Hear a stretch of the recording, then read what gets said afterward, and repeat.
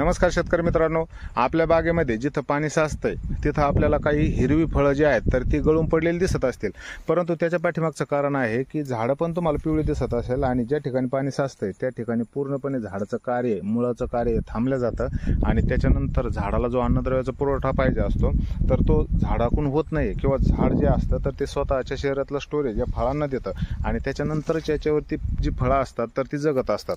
मित्रांनो, झाड परिणामी वीक होतं आणि हळूहळू हे झाडं पिवळे पडायला लागतात. तर त्याच्यासाठी आपल्याला काही ड्रिचिंग करणं गरजेचं असतं, जेणेकरून आपण जैविकमध्ये ट्रायको असेल, सुडो असेल, पॅसिलोमायसिस असेल किंवा त्याच्यानंतर मायक्रोरायझा असेल तर याची ड्रिचिंग करून आपण व्यवस्थितरित्या जमिनीमधील जे अन्नद्रव्य तर ते झाडाने घेतले पाहिजे, मुळाला दुष्परिणाम नाही झाला पाहिजे याच्यासाठी काम करायचं आहे. आणि त्याच्यानंतरच याला अन्नद्रव्य व्यवस्थापन सुद्धा काही करणं गरजेचं आहे आणि ते आपण येणाऱ्या सविस्तर मोठा व्हिडिओ जो बनवणार आहोत तर त्याच्यामध्ये बघणारच आहोत. मित्रांनो, व्हिडिओ आवडल्यास लाईक आणि शेअर नक्की करा. धन्यवाद.